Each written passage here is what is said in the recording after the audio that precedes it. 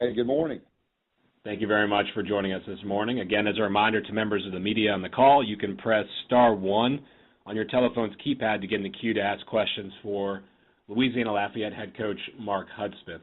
Coach, before we get to questions, can you give us your thoughts on last week's game against New Mexico State and the upcoming preparations for a game off the following Wednesday night against Appalachian State?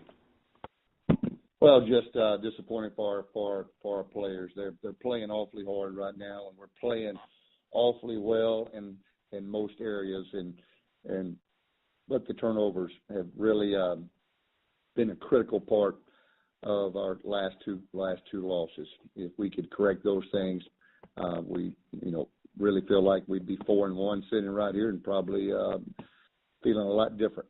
But the reality of it is that we've had 5 turnovers in the last 2 games, and that has been the critical part. Everywhere else we're playing really, I think, lights out defensively. We held a team averaging 30-17.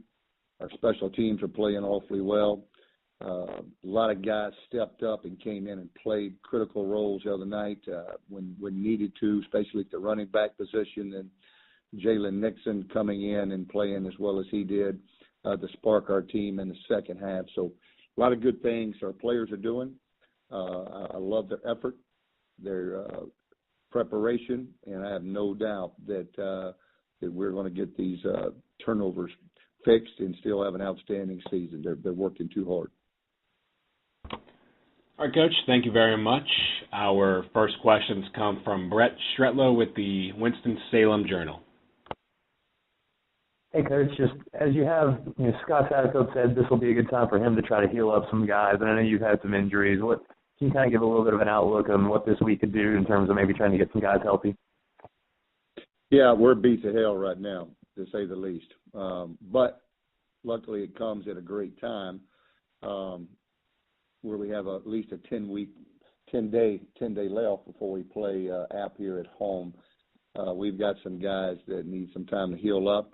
Some guys, we'll find out today, probably are not going to be available, may even be done for the year. But that'll be just great opportunities for some other guys that have been working hard. So we'll find out a little more as the week goes along. But we're pretty banged up at the time, as a lot of teams are. You get to the midpoint of the season and you've been banging, all through camp. That's part of the game, unfortunately. But we've got some guys that I think that are hopefully ready to take that next step, whether it's become starters or whether it's become guys that are getting quality playing time now. After playing 2 quarterbacks on Saturday with some time, what are you kind of look for out of that position and during those 10 days or so leading up to the App State game? Well, Jalen Nixon, we do not anticipate him being available. He sustains a pretty substantial injury. We'll know more as the day goes along. But moving forward, Anthony Jennings will be our quarterback.